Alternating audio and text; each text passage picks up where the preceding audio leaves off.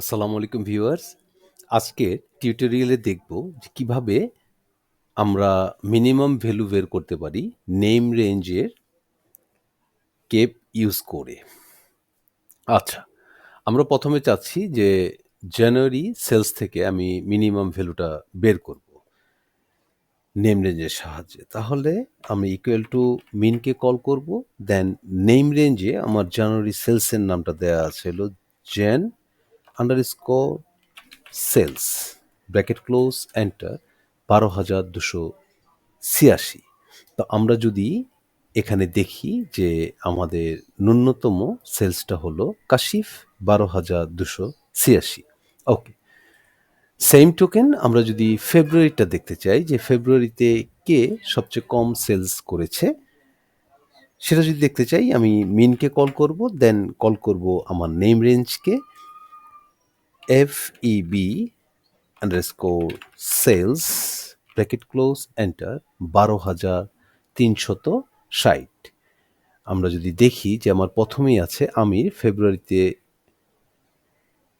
ওর sell হলো ১২,৩৬০, সকলের sell থেকে ওর সেলটা হলো সবচেয়ে কম। আচ্ছা, এখন আমি দেখতে চাচ্ছি যে তোহা জানুয়ারি থেকে জুন পর্যন্ত এই ৬টি মাসের মধ্যে কোন মাসে সবচেয়ে কম সেল করেছে।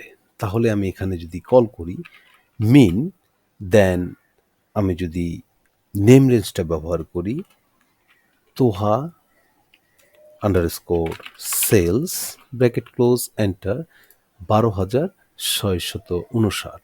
দেখব জানুয়ারিতে তোহা সবচেয়ে কম সেল করেছে অন্য মাসে থেকে।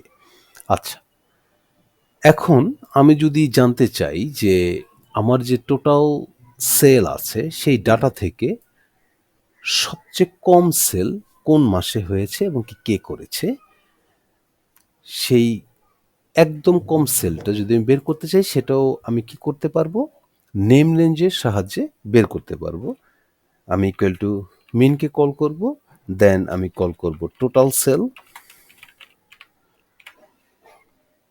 Under bracket close enter, then ১২,২৩০। তো ১২,২৩০ হলো আমার সবচেয়ে কম সেল। সেটা কোথায় আছে? সেটা আছে হলো 9 জুন মাসে সবচেয়ে কম সেল করেছে। তো ভিউয়ার্স, আমরা আজকে এটা বুঝতে পারলাম যে কিভাবে নেম রেঞ্জ ব্যবহার করে আমরা মিনিমাম ভ্যালুটা বের করতে পারি।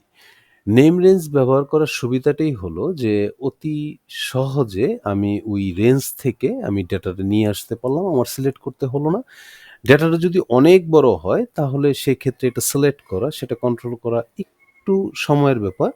তাই যদি নেম রেঞ্জ ক্রিয়েট করা থাকে তো অল্প সময়ের মধ্যেই সেটা আমরা কি করতে পারি, আমরা যেই জিনিসটা চাচ্ছি যেমন মিনিমাম ভ্যালু চাচ্ছি সেটা সহজে আমি বের করতে পারলাম। তো ভিউয়ার্স, আজকের মতো এতটুকুই। ভালো থাকবেন, সুস্থ থাকবেন।